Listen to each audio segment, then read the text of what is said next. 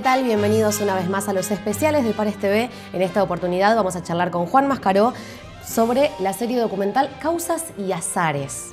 Sí, es un título que le pusimos, ¿qué tal? Buenas. A un documental sobre los inundados de Luján, que bueno, ya después de las inundaciones del 2014, sobre todo 2015, forman parte de la historia nacional en el sentido de que lo que ha pasado aquí y en otros lugares de la provincia de Buenos Aires ya tomó estado público, salieron los noticieros. Justamente con esas imágenes de los noticieros es que nosotros empezamos el documental, pero para hablar de lo otro, digamos, de lo que por ahí no están los noticieros, ¿no? Y que pasa de largo ya cuando la inundación pasó, que es la forma en que los vecinos asumieron su propia historia y generaron la autoorganización necesaria para forzar al gobierno municipal, digamos, a dar una solución a las inundaciones, ¿no? No solo con las obras, sino con el trabajo necesario para que tuvieran vivienda, digamos, todos esos vecinos que estaban en la vera del arroyo o en otros barrios inundables, cuál era la solución un poco más definitiva, no solo la asistencia que el Estado puede y debe dar cuando la inundación ocurre, sino después qué pasa, ¿no? Con esas casas, con esas historias que son vidas en el fondo, ¿no? Con las cuales nosotros nos quisimos meter un poco ahí en el docu. ¿Cómo surge el proyecto? En ese momento se trabajó con el Nodo Audiovisual, que era un proyecto que existía en las universidades, que para mí era muy interesante desde esta perspectiva. Era una forma en que las universidades funcionaban como un centro, digamos, o un núcleo donde venían productoras locales, realizadores documentales de la zona, de una zona de influencia, en este caso era la zona oeste para la Universidad de Luján, y se vinculaban trayendo propuestas. Esto, ¿por qué digo que era muy interesante? Porque permitía romper a veces algo que en la universidad pública está muy presente, que es de qué cosas hay que hablar y de cuáles no, porque esas no son cosas de la universidad, ¿no?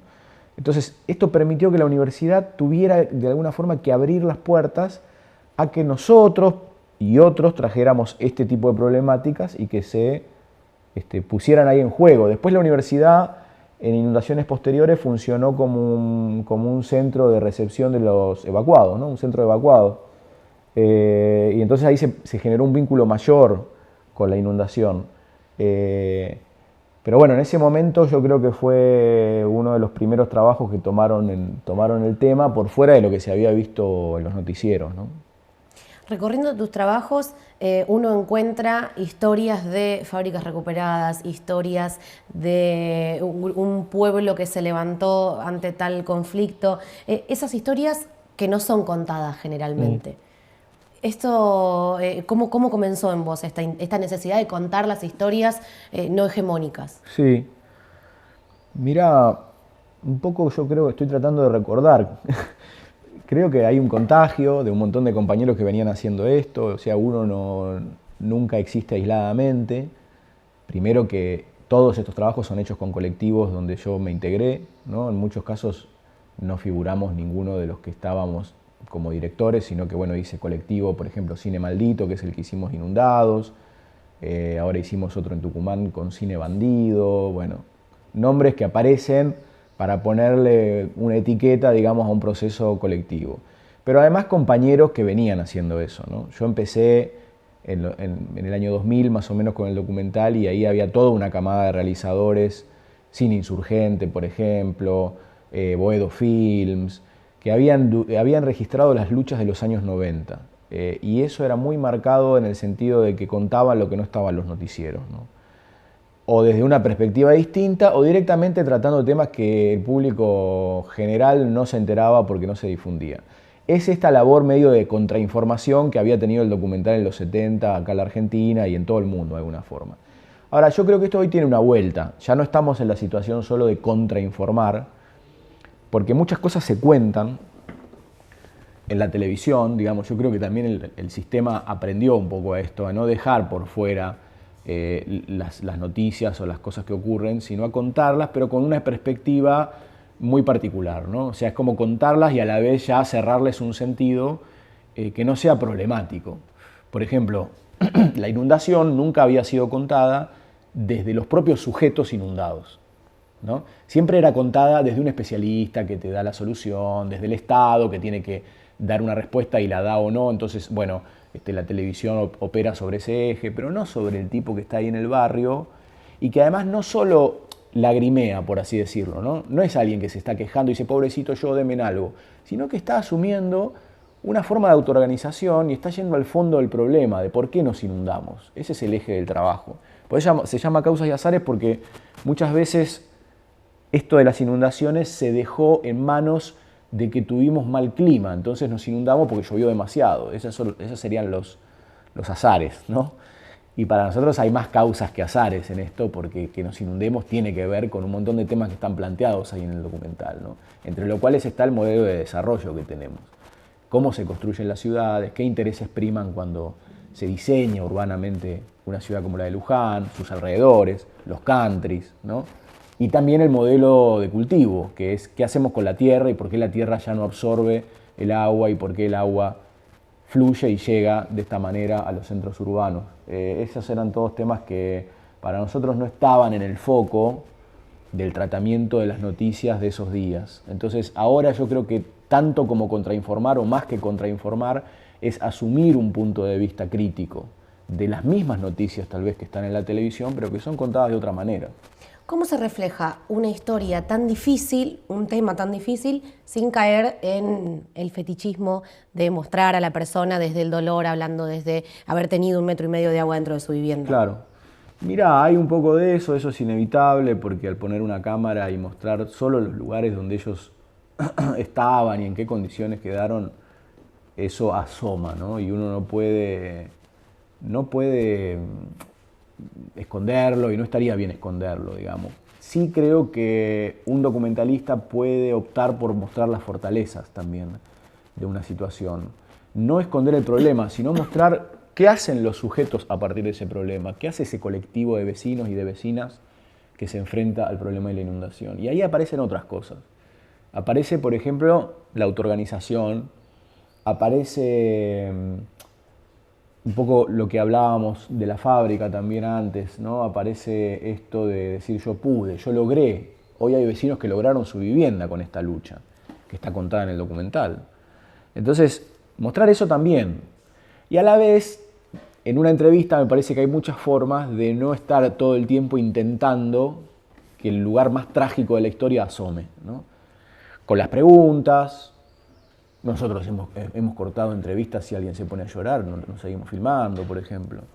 Entonces, hay un montón de maneras, creo, de abordar la problemática sin este golpe bajo, como vos le llamás a esta perspectiva un poco lacrimógena de las historias, ¿no? Hay que preguntarnos para qué sirve que el otro esté quebrado y qué pasa en la cabeza del espectador, ¿no? Yo estoy de acuerdo con que la gente tenga ganas de ayudar, digamos, cuando hay una inundación. Nosotros mismos hemos participado en estas campañas de recolección de ropa, no sé, de cosas que faltan en una casa cuando alguien se inunda. Pero también hay que hacerse cargo de otra cosa, que es pensar, como ciudadanos, en qué medida nosotros participamos de un esquema que da como resultado la inundación, ¿no? En qué medida somos cómplices también de la forma en que se están construyendo las ciudades, de las formas de cultivo, de las decisiones estratégicas, digamos, que asume una sociedad, que asume un Estado, un gobierno, o varios, sobre el modo de desarrollo. Y ahí queríamos llegar nosotros en este documental. De alguna forma evitar este atajo que es, bueno, yo todo el tiempo no me ocupo de esto, me ocupo cuando alguien se inunda, le dono algo y ahí se terminó mi participación, ¿no? Tratar de fomentar otra cosa, una continuidad para pensar las causas, justamente. ¿Cuánto tiempo llevó a hacer este documental? Se hizo bastante rápido, al lado de otros, porque se grabó en 2 o 3 meses el rodaje y se editó en otros 2 o 3 meses, digamos. A mediados del 2014 empezamos y para fines del 2014, inicios del 2015 ya terminaba en ese verano, digamos, lo terminamos de editar, porque tiene, si bien trata de profundizar algunas cuestiones, tiene un poco el esquema de un informe audiovisual, que es decir, bueno, uno graba desde la urgencia, releva lo que puede en un tiempo determinado y con eso tratamos de armar un contenido y un mensaje, ¿no? Se grabó en poco tiempo. Vamos a ver el documental Causas y Azares sobre las inundaciones en Luján.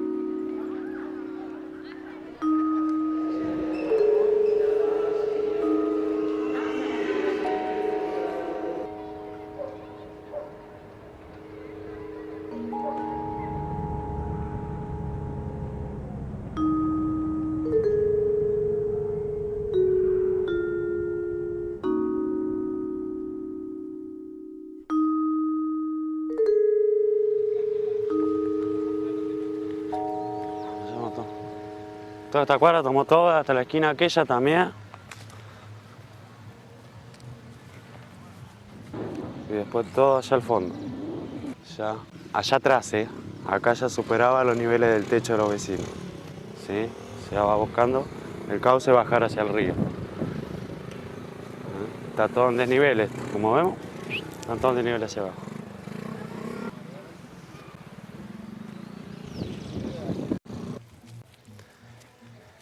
Lo que hay mucha mugre, trajo mucha mugre el agua.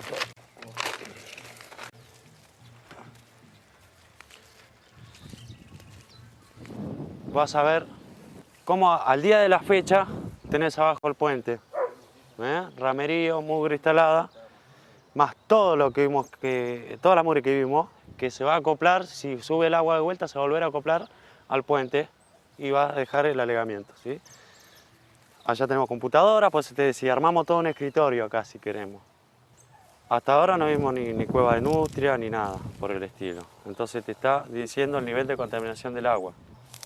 No vi saltar ni un solo pescado. Hubo una vez en este lugar que el turismo se paraba con los autos a pescar acá.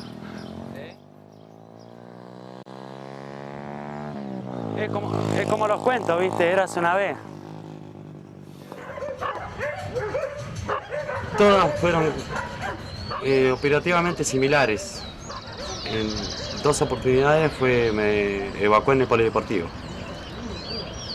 La primera vez fuimos bien atendidos en el polideportivo. La segunda vez ya fue un poquito más despelotado el asunto. Porque pasa, fue una inundación muy seguida tras la otra. En pocos meses ya teníamos agua de vuelta.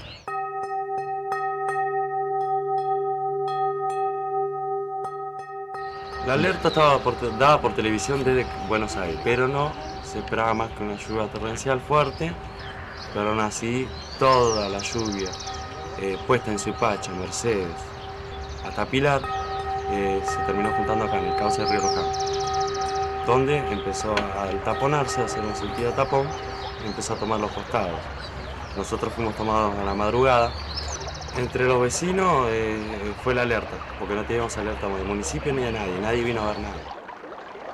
Muy buenos días para ustedes. La situación aquí es muy complicada. Realmente en Luján no se puede decir buenos días porque amanecieron prácticamente bajo el agua. A esta hora del mediodía estamos en una marca de 5 metros 30 centímetros. El agua llega a las puertas de la Basílica de Luján. El tratamiento mediático, corporativo, y lo único que importa y que hay que salvar es la basílica. Vos estabas en el día a día con la basílica, entonces dice, entró a la sacristía, entró a el claustro, pero al mismo tiempo vos tenías 200 personas evacuadas que habían perdido absolutamente todo, o sea, que te parecía re loco, o sea, un fetichismo, ¿viste? Levantar estatuitas de yeso cuando en realidad estaba la gente perdiendo todo. Va a seguir subiendo. Así que entre los vecinos empezamos a darnos la mano cada uno, a sacar, primero que nada, tratar de sacar documentación y chicos del agua. Segundo, proceder al corte de luz. Por el lado nuestro, tuvimos que hacer nosotros, cortar el cable sin autorización y hacerlo. Y dar una mano uno al otro y bueno, ver que mucha gente se autobocó en casas de familiares y nosotros fuimos 7 familias que fuimos a la ciudad de Fomento Padre Varela. Creo que fue el 30 de octubre, miércoles. Me acuerdo que fue miércoles, no me acuerdo bien. Y fueron casi 11 días. En ese sentido fue una de las más largas, porque en el 85 es como que fueron unos días y el agua baja. En este caso fueron 2 inundaciones en una. Porque cuando ya estaba bajando el agua, se da una tormenta terrible que volvió a subir el agua casi al mismo nivel que los días anteriores. Bueno, yo soy Martín Acosta, soy de Luján. Soy el presidente de la Sociedad de Fomento del barrio Padre Varela, que es uno de los que se ha inundado y que se ha inundado 5 veces en lo que va del 2014. Bueno, yo vivo en el barrio hace 42 años, o sea, todos los años que tengo. Nací acá y he vivido diferentes etapas del barrio. Cuando yo era pibe, muy chico, mi papá participó en una de las primeras comisiones directivas de la Sociedad de Fomento. Y bueno, y la Sociedad de Fomento en aquel momento era un espacio de nucleamiento de vecinos con mucha pujanza, con mucha intención de generar un barrio donde no lo había, ¿no es cierto? Porque bueno, lo único que había eran casas, pero había que entocar las calles, había que conseguir que el colectivo pasara por el barrio, había que conseguir el gas, el agua, o sea, no había nada, no había barrio, había casas. La mayoría de los afectados no se evacúa, no se va de sus casas. Ellos mismos, la mañana de ese miércoles, decidieron autoevacuarse en la Sociedad de Fomento. Se logró en municipalidad que se tomara como punto básico de entrega de mercadería el Padre Varela, y del Padre Varela se hicieron puntos estratégicos para repartir a los vecinos mercadería, agua, todo. Hay lugares que necesitábamos cruzar con botes propios de vecinos, para que te des una idea.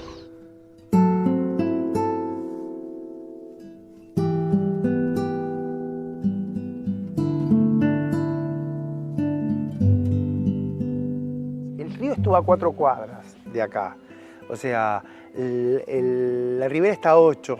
Prácticamente la mitad de Olivera estuvo bajo agua.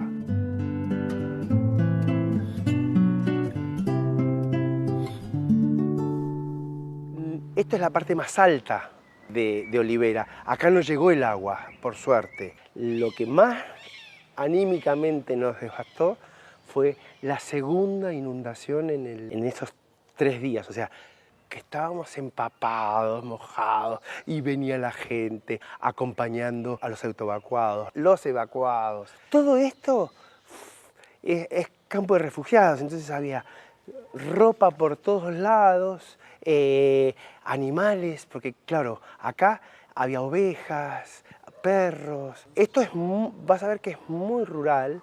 Los de la ribera tienen sus animales, tienen su huerta. Entonces, los perros, ¿no sabes?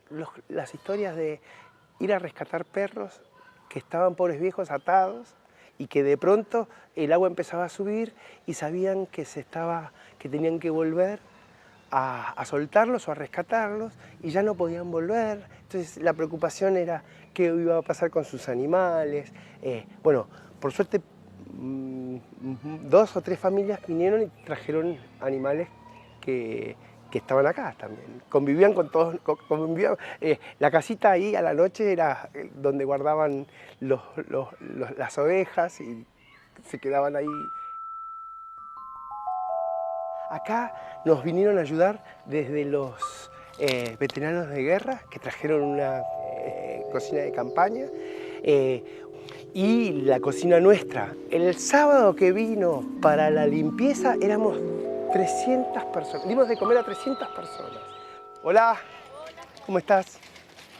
Que estábamos acá y que salíamos con las carretillas y las palas a tratar de limpiar las zanjas, destapar las cañerías. Sí, mostrando lo que pasó. Bueno, la situación es deprimente, porque realmente después de que estaban planeando irse a la gente a su casa, este chaparrón cayó como agua fría. Estamos de vuelta recibiendo a los evacuados y estamos tratando de reforzar organizaciones entre todos los lugares, la salita, la escuela y el remo.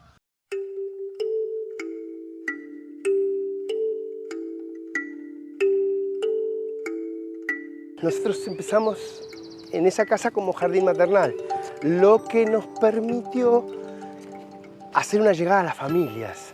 Eso como referencia y como piedra de organización o de autoorganización, naturalmente iban al remo para cualquier cuestión. La gente estaba empoderada, participaba sin necesidad de una bajada de línea ni una pauta vertical. Olivera, ya te digo, es un pueblo rural que está escapando de ese pasado rural y que pretende proyectarse a la ciudad. O sea, todo eso era una zona de tambos y todos los viejos de Olivera sufrieron el tambo, el despertarse a las 4 de la mañana, invierno, verano.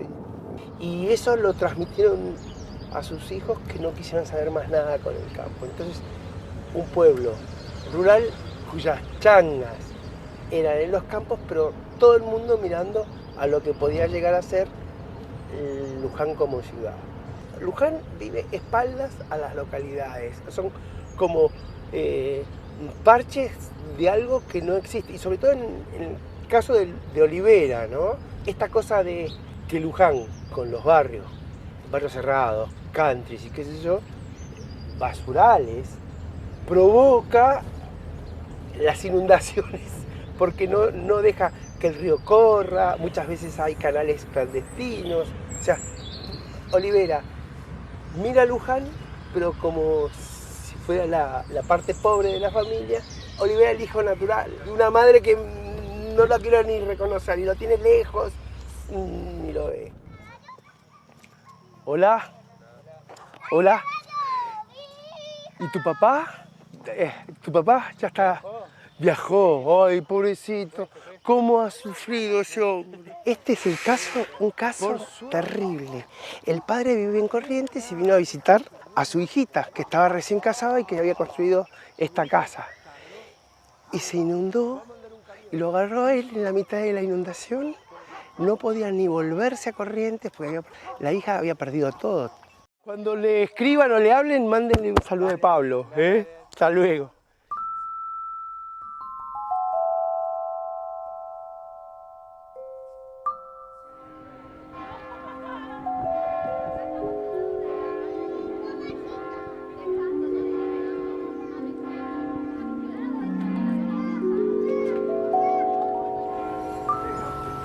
Señorita, 15. ¿Otro más? ¿Listo? Muchas gracias, linda. Estamos a 5 minutos caminando del centro. ¿Sí? Es 5 minutos de la municipalidad, 5 minutos de cualquier banco, 5 minutos de todo. La mayoría de la gente que trabaja acá se dedica a trabajar en la plaza. Sí, en la Plaza de Luján, delante de la Basílica, que tiene esos carritos. Otra cuarta parte se maneja también trabajando en fábricas. Y mucha gente que no tiene trabajo hoy en día, trabajan de parqueros, de albañiles, y bueno, y hay muchos changueros. Casas humildes, algunos con casas precarias como la mía, pero con lo básico. Sí, toda gente trabajadora. O sea, yo vine a parar a este barrio porque pedí un subsidio. Ese subsidio me salvó cuando no tuve trabajo, pero después quedaba la nada. Pedí un recurso de amparo y ese recurso de amparo duraba, pero yo la casa la tenía que dejar. Así que no me quedó otra que buscar un lugar.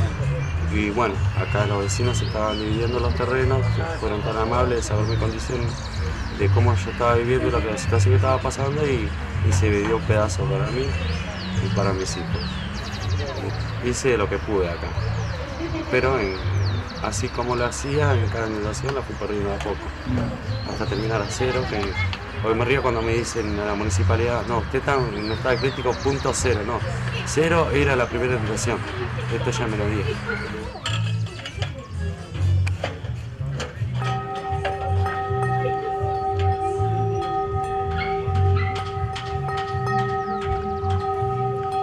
En los últimos 30 años no ha habido avance en la cuestión urbanística, o sea, estamos muy abandonados, por eso digo, es uno de los barrios, o sea, al igual que el resto de los barrios periféricos de Luján, el nuestro se ha quedado en el tiempo, o sea, hace 30 años que no pasa nada en el barrio, ¿no?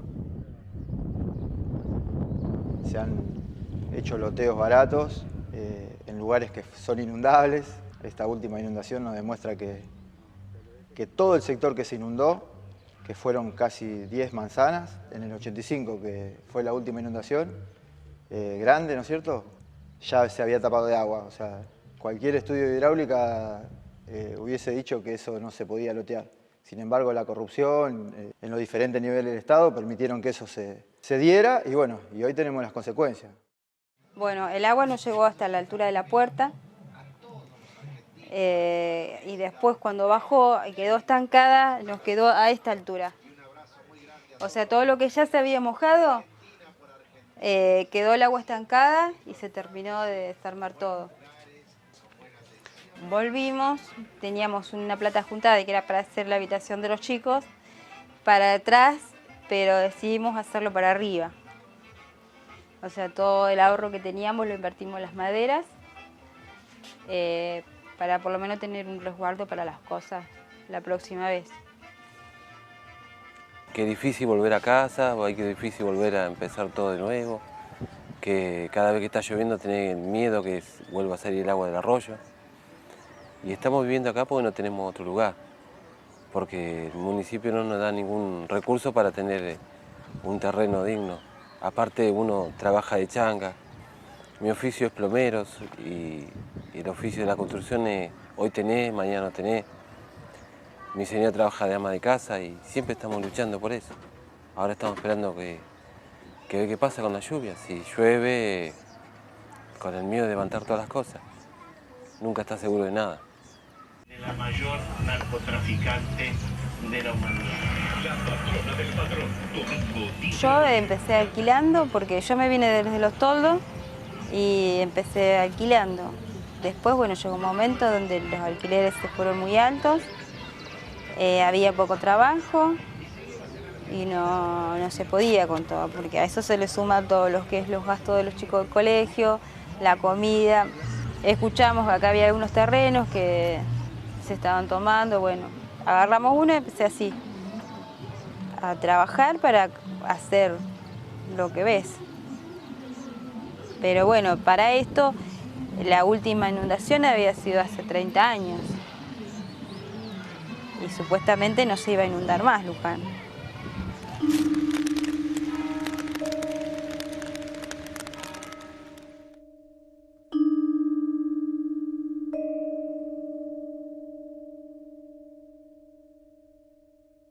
Y estuvimos evacuados 12 días en la Sociedad de Fomento Padre Varela.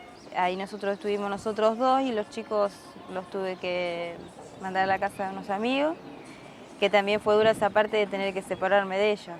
Uno tiene 14 y el otro tiene 11. Ellos, bueno, ya con esta pasaron 5, pero en ese momento ellos saben que tienen que agarrar lo que puedan, de ropa, zapatillas, prepararse una mochila a la par mío y salir, y después, bueno, esperar que baje. Pero esta vez ellos perdieron todo, perdieron todas sus cosas, la carpeta de la escuela, porque no dimos tiempo a sacar nada. Ellos tenían su juguete que venían guardando de cuando eran chicos, sus cositas, y de repente se dan cuenta que no tienen más nada de eso. Dice, cada vez que tenemos que volver es todo distinto, dice. Y vos sabés, dice, que esto que tenés ahora, cuando se vuelva a inundar, lo perdemos también. Y él con 11 años te dice eso, imagínate lo que es. Él llueve y se levanta. Si llueve de noche, él se levanta y está toda la noche despierto. Está bien, lo material que vos perdés, bueno, se recupera de alguna manera, pero lo que te queda adentro, ¿quién te lo quita? No te lo quita nada. ¿Entendés? El dolor que te queda adentro siempre va a quedar ahí. Y por ahí tenemos, gracias a Dios, esta vez la pasamos en el Padre Varela y hemos sido todos los chicos de acá del barrio. Hemos levantado nosotros, la Sociedad de Fomento con el presidente, hemos hecho un centro de evacuados. Lo que sí se dio a partir de ahí, que eso no pasa en los centros de evacuados estatales, es de alguna manera la autoorganización, ¿no es cierto? Eso fue una experiencia bárbara, ¿no? Porque bueno, aparte de los vecinos que estaban acá, muchos vecinos se acercaron a ayudar. Nos pasó que ahí éramos todos uno y todos laburando juntos. Es más, la particularidad que nosotros vimos en este proceso es que en este barrio, que tiene mucha inserción de punteros políticos, pudimos llevar adelante el laburo en la Sociedad de Fomento sin los punteros. Más que todo hubo organización popular desde abajo y se llevó adelante como se tenía que llevar. Y al puntero que venía trayendo arroz, se lo recibía y al que venía a decir lo que había que hacer se lo echaba. Que se han hecho asambleas casi todos los días, desde el primer día hasta el último. Los vecinos evacuados participaron en todas las decisiones, ellos mismos organizaron su propio espacio. La organización popular logra cosas que hasta uno mismo lo sorprenden, ¿no? Nos pasó en el medio del proceso que además habíamos abierto 4 ollas populares en el resto del barrio, donde nosotros mandábamos todos los días la mercadería. Estábamos literalmente sosteniendo un barrio con lo que nos llegaba, con los recursos que nos iban llegando.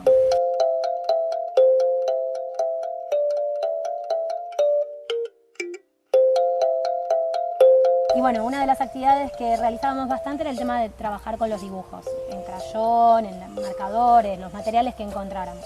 Y estaba muy presente el agua en esos dibujos. Fue muy choqueante para todos, ¿no? Porque fue tomar noción de cómo una misma experiencia puede cruzar a los chicos de una manera tan tajante, ¿no?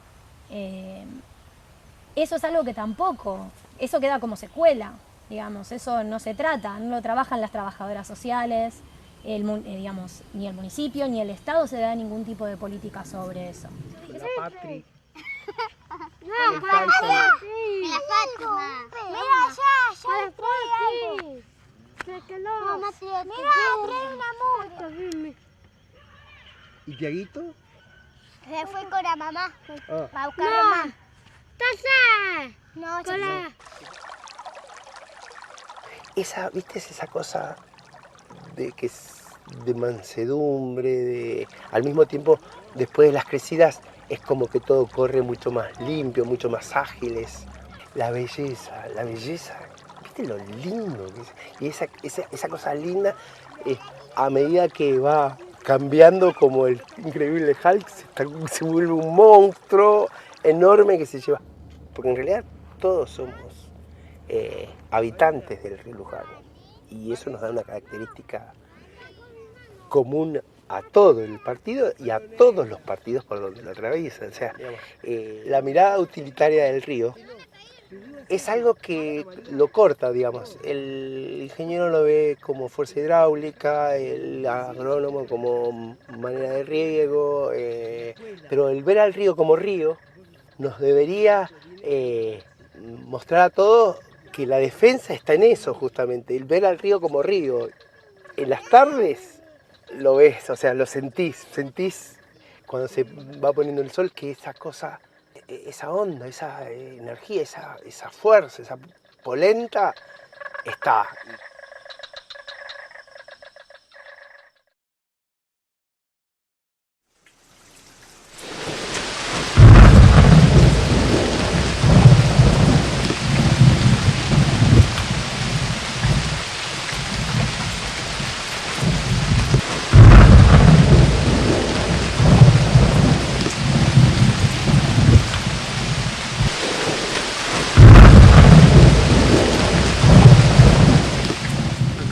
Sí, la verdad que fue bastante desastroso. Es un arroyito que uno lo ve, da lástima, pero cuando llueve, por varias cuestiones que no se tuvieron en cuenta a la hora de trabajar en esa zona, se empezó a llenar cada vez más, se desborda con 2 gotas de agua.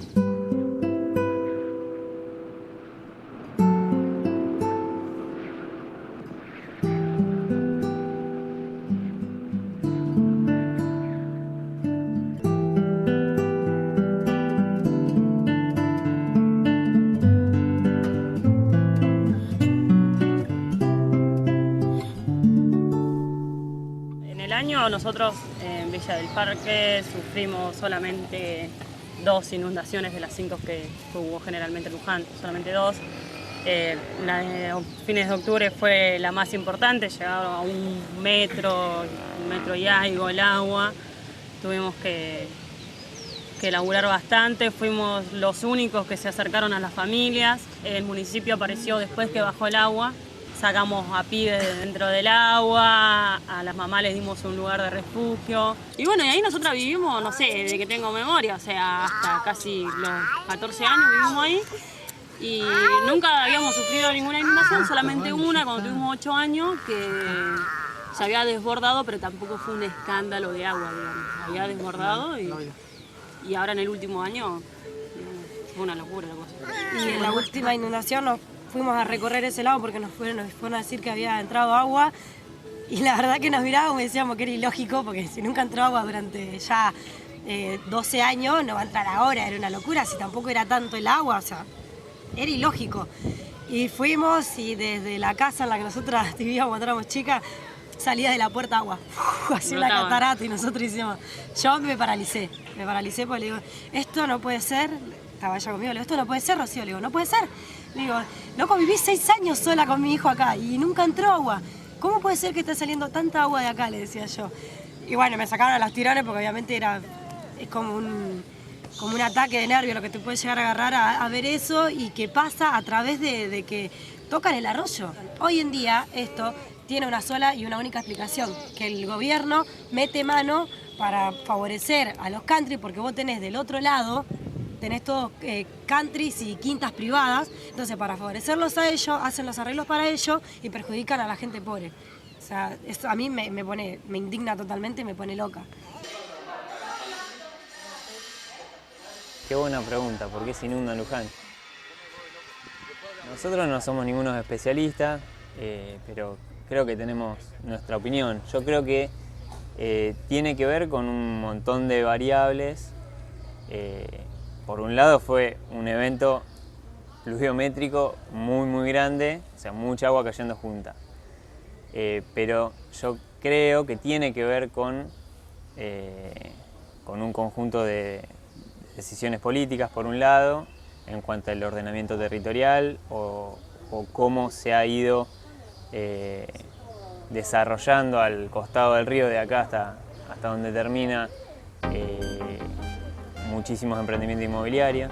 Han crecido, o sea, uno ve que se siguen armando un montón de barrios cerrados y es poco por ahí la información que tenemos de cuánto se controla o se regula el cómo se tienen que armar esos emprendimientos.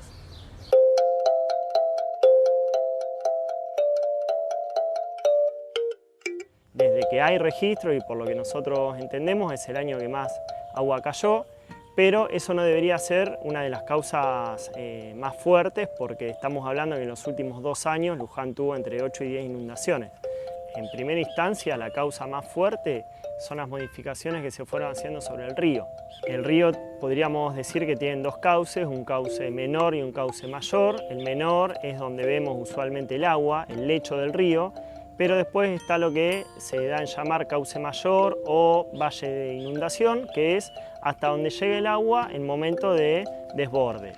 ¿Qué es parte del río? Más hablando de un río de llanura como el río de Luján. El gran problema que tenemos es que muchas de las ciudades de Argentina, incluida Luján, fue construida sobre o muy cercano al cauce mayor del río.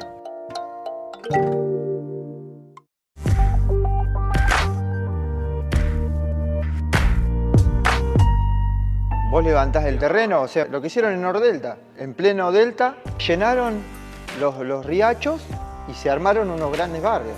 Pero los riachos tienen un sentido en términos naturales.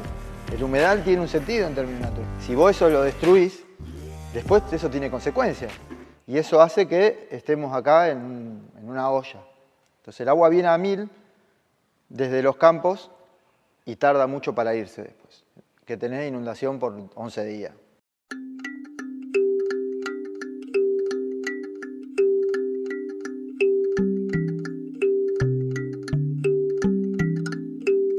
El predio implicó, por ejemplo, en el barrio la construcción de paneles, obviamente divisorios, en la zona del centro recreativo y el resto del barrio, que funcionaron como canalizadores del agua, o sea que el arroyo crecía, pero que las inundaciones en esa parte del barrio habían empezado con la construcción de este centro recreativo.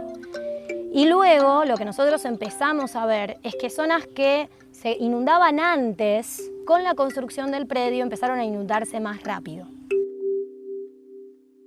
En el momento mismo de la inundación, una de las cosas que fue altamente denunciada por los vecinos, además fue que el sindicato puso motores para sacar el agua de adentro de su predio y la tiraba a las calles ya inundadas de los vecinos.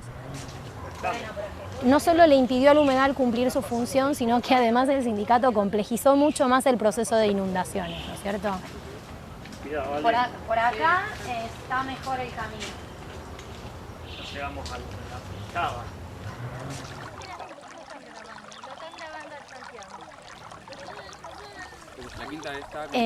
La quinta es un humedal que está en el, podríamos decir, en el corazón, en Luján, en el corazón de Luján, plena ciudad, digamos, que contiene al arroyo Gutiérrez y contiene al río Luján, ¿no es cierto? Está delimitada por el río Luján. Cuando el agua sube, estos árboles pueden servir como cierto retén, en realidad no deteniendo el agua, pero sí volviendo más lento el crecimiento del agua, y al mismo tiempo, justamente por ser un humedal y por el tipo de tierra que tiene, absorbe mucho más rápidamente el agua que otras zonas, como podría ser zonas pavimentadas del resto de la ciudad.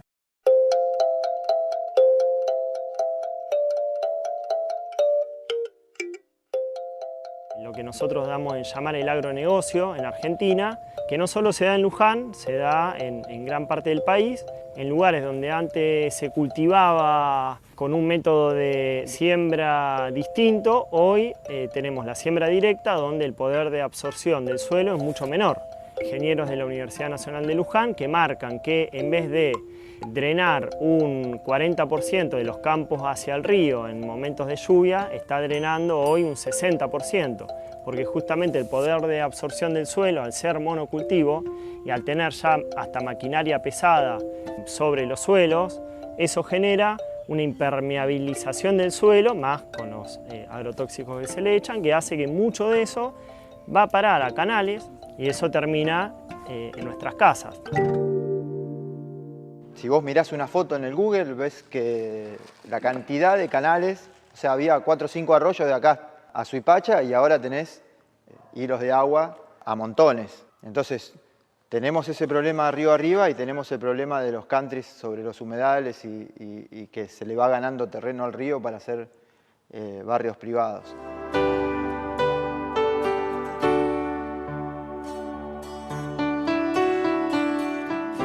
Lo que más me gusta de San Sebastián, no puedo definirlo tan fácilmente porque la palabra es todo.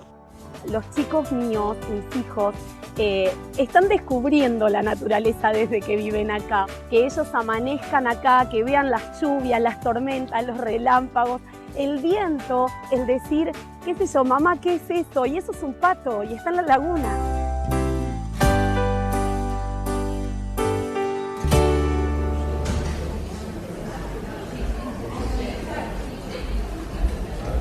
Gente que ha tenido esta afectación de la crecida del río, el agua se va por arriba, pero por abajo no tenemos mucha idea de qué es lo que pasa. Nos propusimos contactarnos de alguna forma con organizaciones que estuvieran en los barrios afectados. Y de ahí ideamos nosotros acá adentro cómo podíamos hacer alguna especie de campaña y movilizar un poco a la comunidad universitaria, digamos.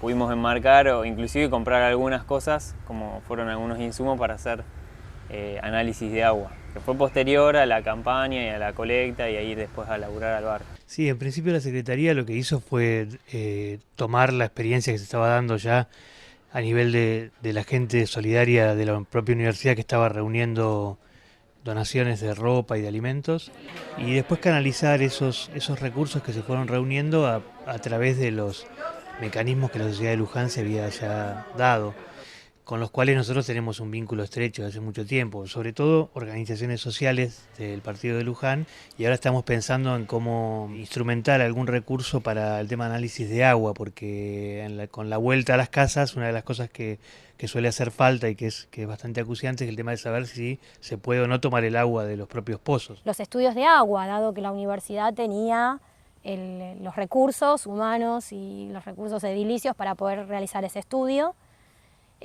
todo eso fue arrancado, si uno quiere, por el movimiento estudiantil de la universidad, por el trabajo que se fue haciendo desde afuera de la universidad con quienes a veces tenemos esta doble pata, ¿no? Trabajando desde el lugar de la academia, pero también en el territorio. La universidad tiene que hacerse cargo de estos problemas y ponerse ponerse a trabajar en esto, y me parece que lo importante acá es estar por lo menos a la altura de la sociedad de Luján, digamos. Sobre todo la gente joven, mucha cantidad de jóvenes hemos visto trabajando en los barrios, en centros de acopio, cocinando a la noche. Eso es el reflejo de una sociedad que tiene muchas cosas para darse a sí misma, y la universidad tiene que por lo menos tratar de estar a la altura de eso, ¿no? Como les decía, se habían capacitado a través de docentes de microbiología. El área de microbiología es una de las áreas que pertenece al Departamento de Tecnología de acá de la universidad.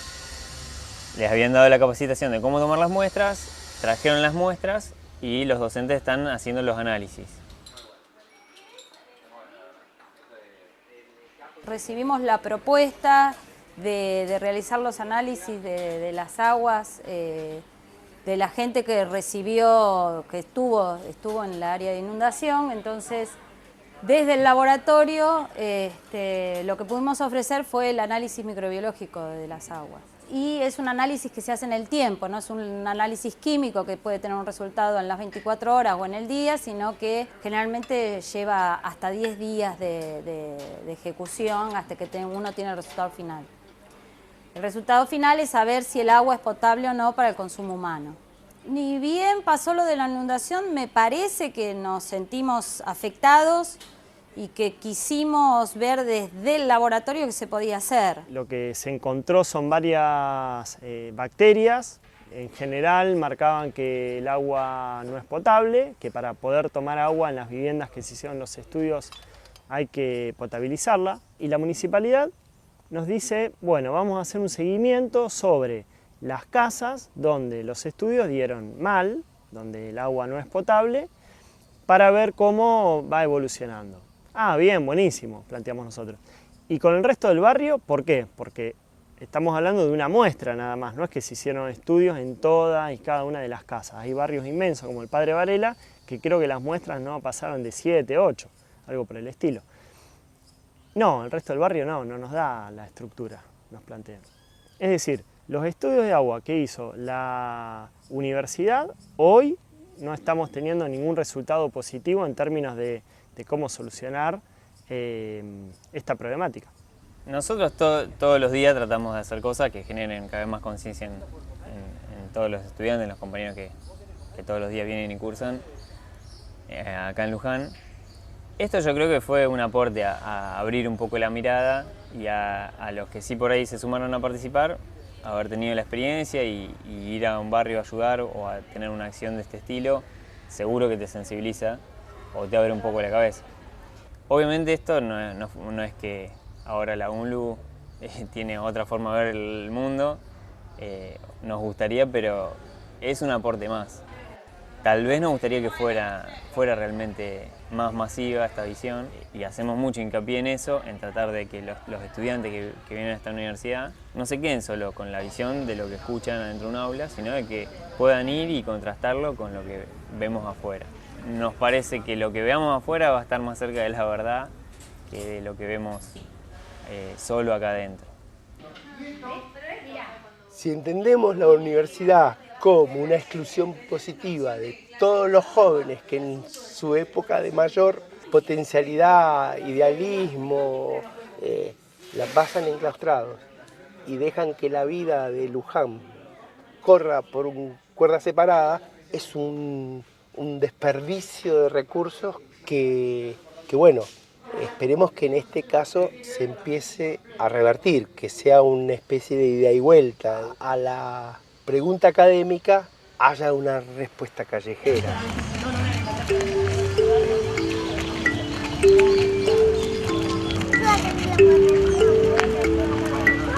Allá se notaba la necesidad de la tierra y se tomaron 2 manzanas completas. Entre medio, también tenías al municipio, a todo el mundo en contra, a nosotros no importaba nada, la cuestión era que las familias no tenían dónde vivir. Se ha tomado primero una manzana, obviamente no querían que tomemos esa tierra, que ese predio iba a ser una salida, iba a ser un polo, iba a ser un millón de cosas que nunca fueron, promesas que quedaron en el aire. Entonces la idea de ellos, obviamente no quería que nos quedemos, nos querían sacar de ahí. Bueno, logramos negociar un poco para quedarnos, para poder regularizar todo, y una vez que conseguimos eso, ahí al toque tomamos la otra manzana, que eso sí, se concretó todo en el año 2009, ya entre los mismos vecinos, nosotros fuimos un día, empezamos a limpiar los lotes. Después lo que se hace, una vez que ya limpiamos todo, más o menos se divide la cantidad de lotes que van a hacer. El laburo que continuó ahí fue un poco hacer el aguante, estar ahí, no solo por lo que era el municipio y la policía, sino había punteros de otros barrios, por ejemplo, que también codizaban esa tierra. Con el tema de la autogestión lo que tuvimos que hacer fue formar cooperativa. Entonces fue que formamos 4 cooperativas. El plan contaba con 4 viviendas por cooperativa. Entonces fue que en 2009 arrancó la primera etapa con las 16 viviendas. Ya de por sí hay más de 100 personas que gracias a la organización tienen su lote hoy en día. Desde ya de por sí eso no era zona inundable. O sea, nosotros todos los que estamos acá, por ejemplo, que estamos trabajando en la inundación, no inundamos ninguno. Más allá de una que otra filtración, pero no nos inundamos. Acá, por ejemplo, en esta cuadra tenemos 5 viviendas. En esta cuadra, esta es una de las que más vivienda tiene. Esa es mi casita. Ahí está la... Y ahí lo bueno que la mayoría de los que están trabajando eran los mismos compañeros que vivían en la zona, porque por lo general acá hay mucha gente que se dedica a la construcción. Mismos que estamos recibiendo casa, estamos laburando dentro de la organización, teniendo un sueldo y laburando en nuestra casa. El baño, la habitación matrimonial, esta es la habitación de las nenas, esta es la que mi nena ya está viendo por las habitaciones y acá viene mi nena y ya eligió habitación. O sea, nuestra forma de trabajo es, tratamos de transmitir los valores del cooperativismo, elaboramos un poco con eso, acá no tenemos patrón. Es eso, nosotros por ejemplo estamos trabajando para un vecino, para gente igual que nosotros trabajadora. Si bien todos los que se dedican por ejemplo a la construcción obviamente laburan o en country o laburan para, no sé, haciendo una piscina para que alguien se meta en fin de semana o en un departamento. O sea, uno obviamente por lo general labura para gente que puede pagar la mano de obra y el trabajo. Yo por ejemplo trabajando acá en el barrio hay mucha gente que vive de changas o gente que trabaja con el carro, que sería imposible pagarte un día de trabajo quizá. Y sin embargo nosotros trabajamos para esa gente, estamos construyendo una vivienda y ahí lo que uno siente que su trabajo como más allá de que cada cual tiene su sueldo, como que tiene otro valor. Nosotros tenemos 4 hijos, vivimos en un ranchito, en una piecita que construimos muy chiquita, de 6x4, creo que somos 6. Y bueno, y ver que adelante están construyendo tu casa, aparte de vivirlo como militante, que estás haciendo algo para el pueblo, lo vivís como para adentro, ¿no? Y vos ves a tu hija que se levanta todos los días a la mañana y mira, esa va a ser mi pieza, te dice. Tu felicidad por ayudar al de al lado y la felicidad interna de que vos veas a tu hijo con una sonrisa todas las mañanas, ansioso de que va a tener su casa, su espacio.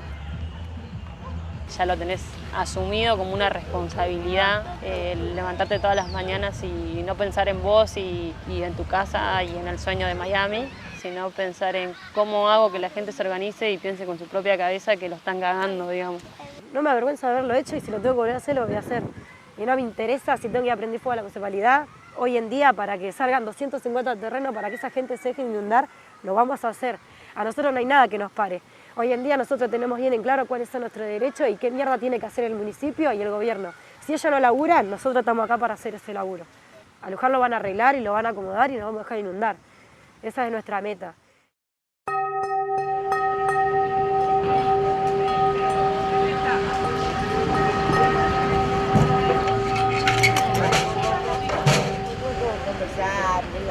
Hoy ya hace más de 3 semanas que se habían iniciado las inundaciones y todavía no hubo ningún tipo de respuesta concreta, todos lo sabemos, digamos, ¿no?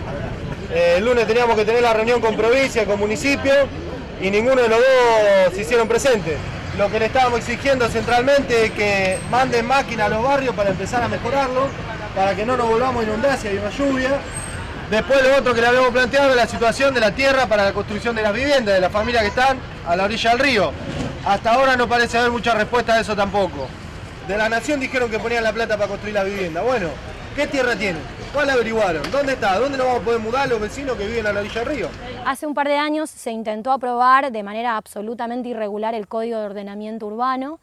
Las organizaciones populares conseguimos frenar ese tratamiento porque justamente lo que estaba proponiendo ese ordenamiento era, una vez más, ¿no? Luján para la gente con plata, Luján para el turismo, pero no Luján para que vivan los sectores populares. Lo que estábamos diciendo es que ahora estaban pidiendo que entre un delegado por barrio. Que en vez de que entre un delegado por barrio, que entremos todos juntos y la reunión sea pública. O sea que no nos podemos ir sin que los chavales nos den una respuesta porque, bueno, todos los barrios estamos en la misma situación. O sea, la respuesta tiene que ser ya. No puede ser dentro de 2 meses. Vamos. Vamos.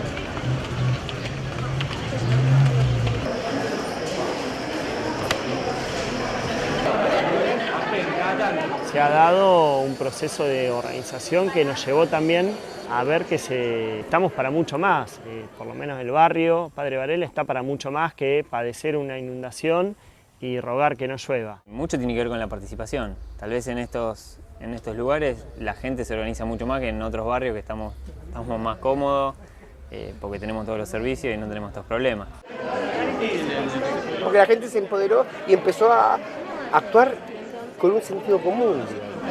Concreta, equipos de máquinas laborales de los barrios, por obra pública. Y se vio que estamos mejor parados hoy, estamos más unidos, que estamos con mayores posibilidades de reclamar lo que nos pertenece.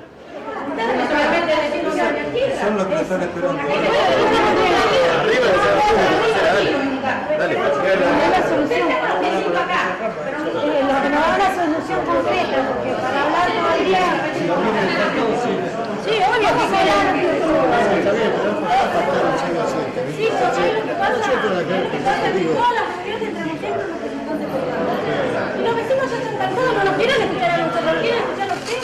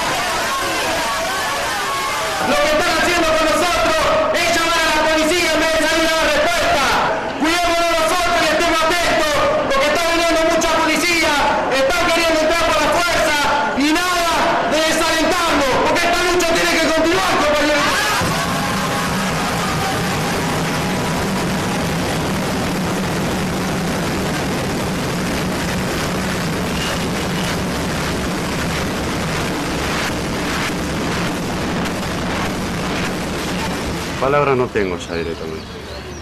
No corresponde a la que yo le digo a Luján, a los vecinos, fuerza, adelante a seguir, y depende de nosotros salir adelante y demostrarle al municipio y a la provincia que el pueblo es más fuerte.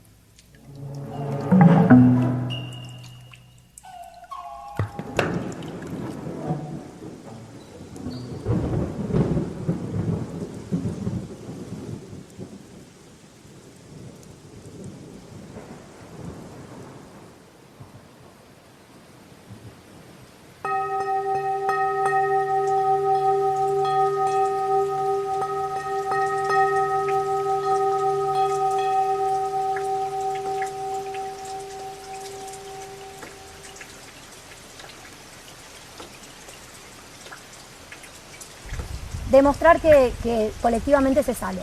Que no es lo mismo transitar estas situaciones de manera solitaria. Transitarlo de manera solitaria también te puede llevar, sí, a situaciones de bronca, a situaciones de pasividad, al no saber qué hacer, a la impotencia, que colectivamente eso se puede trabajar de otra manera.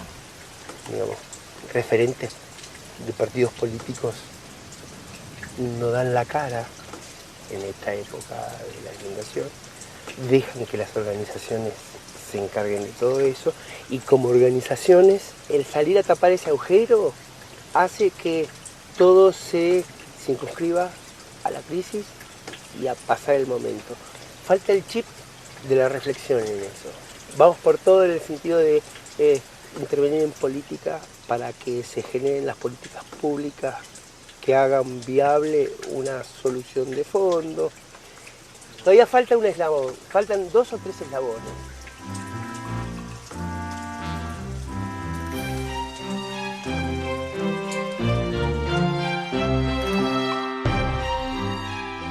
Acabamos de ver Causas y Azares, inundaciones en Luján. Esto se hizo sobre las inundaciones del 2014, ¿no? Sí, sobre varias que se habían sucedido. Una de las más graves fue la de ese año. Un año que creo, si no me equivoco, hubo 5 inundaciones el mismo año, con lo que el agua nunca terminaba de irse, ¿no? Así que están un poco paradas sobre esa coyuntura, pero para hablar de algo más general, digamos.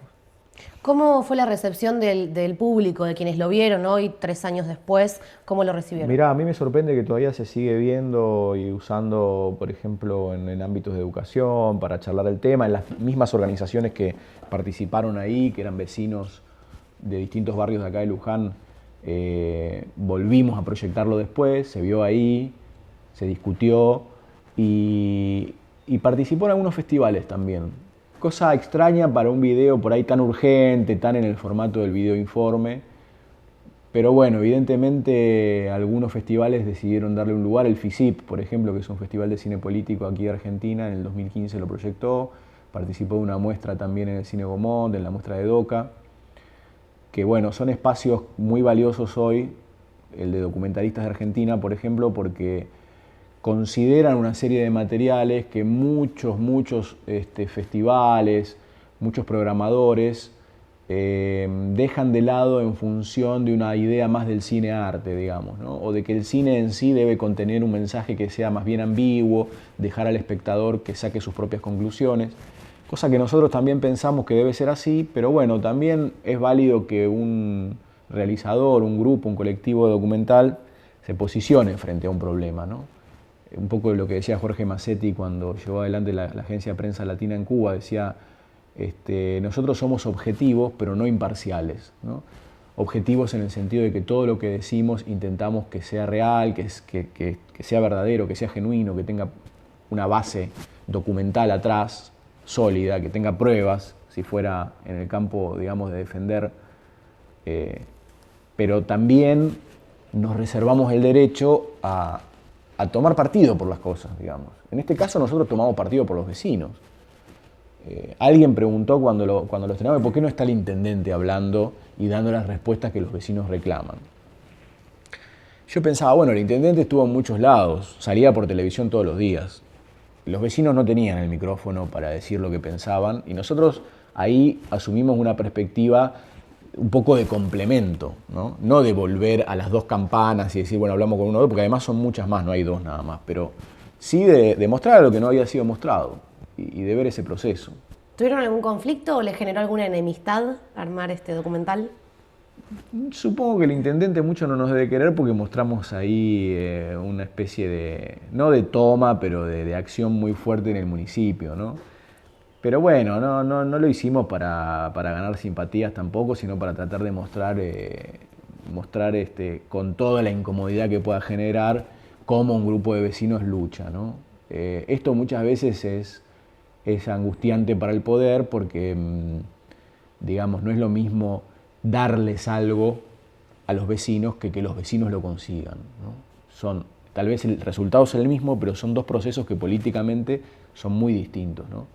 Porque ahí se está activando en el conseguir por fuerza propia una especie de fuerza de base que queda queda establecida, es como un lugar de control que tienen los ciudadanos, que en realidad forma parte de cualquier esquema democrático. Lo que pasa es que estamos mal habituados en ese sentido, ¿no? No es una actitud autoritaria que los vecinos vayan al municipio a pedir explicaciones. Es lo que correspondería en todos los casos. Muchas veces el poder logra que no lo hagamos, que nos quedemos en casa porque tenemos ya demasiados problemas y no nos podemos ocupar todo el tiempo de estar movilizados. Pero cuando pasa, se rompe algo, que es esta especie de pacto de silencio que hay sobre los problemas, que sí es incómodo, como vos decís, seguramente hay mucha gente que no le debe gustar, pero nos parece muy valioso a nosotros rescatarlo eso, ¿no? Juan, muchísimas gracias. Gracias a ustedes y de nuevo por dar el espacio a estas producciones, y aguante Pares, porque realmente que haya un canal local que haya dado la pelea que dio esta cooperativa para estar al aire, para seguir transmitiendo y difundiendo los contenidos locales, y es un orgullo, digamos, aunque uno no forme parte, solo el conocerlos y estar vinculado, realmente es un orgullo y es algo que muchos compañeros seguimos de cerca, ¿no? La experiencia de un canal cooperativo y además un canal local. Gracias, y gracias de parte de todos los que hacemos Pares TV. Y gracias a ustedes por estar del otro lado. Recorrimos este documental sobre las inundaciones en Luján con Juan Mascaró y será hasta el próximo especial de Pares TV.